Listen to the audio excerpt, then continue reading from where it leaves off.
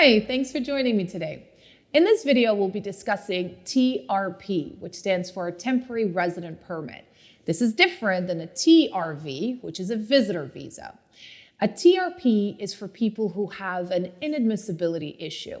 Your inadmissibility could be based on criminal record, misrepresentation, an inadmissibility of a family member, medical inadmissibility, human rights violations, and so forth.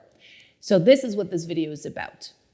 With a TRP, the officers look at the need versus risk, the need for you to travel to Canada versus the risk that it could possibly pose on Canadians. Your need has to show that it outweighs the possible risk to Canadians. And so how we do that is by showing the officer a few things. One is, what is your need? Why must you travel? So hypothetically, you have a DUI offense on record that happened over 20 years ago. You can demonstrate that, yes, my trip is for leisure. However, it's been 20 years ago. I've shown remorse, regret, growth.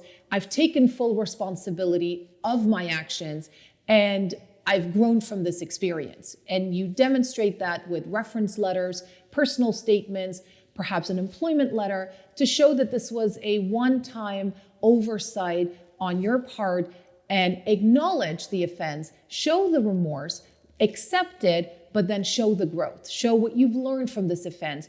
And so having an offense that happened 20 years ago and a leisure trip, most likely the officer will accept that. Now, let's do the same situation, a DUI that happened about 6 months ago, and you want to come for a fishing trip.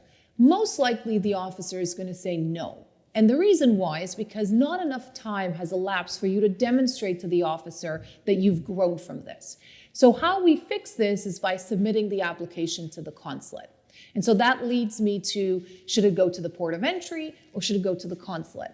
A port of entry application, you have to show the officer that your need is urgent.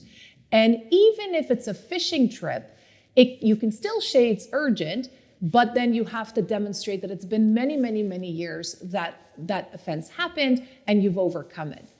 If it's an urgent trip, and let's say it's been 6 months, you should definitely focus your arguments on a business trip. But any leisure trips, you should focus on submitting it to the consulate. So again, the port of entry is a same-day decision by an officer where you need to demonstrate to the officer that your need to travel outweighs the possible risks, and that this trip is extremely important to you for XYZ reasons. If it's not, and you could potentially wait, then submit the application to the consulate. The consulate is quite backlogged. Current processing times are a little bit high. It's about 8 to 12 months. But the benefit of submitting to the consulate is you can request the maximum duration, which is the 3-year period. And so you ultimately say that I have multiple trips planned in the next couple of years and make that argument to get the full duration. Versus at the port of entry, usually they accommodate that particular trip.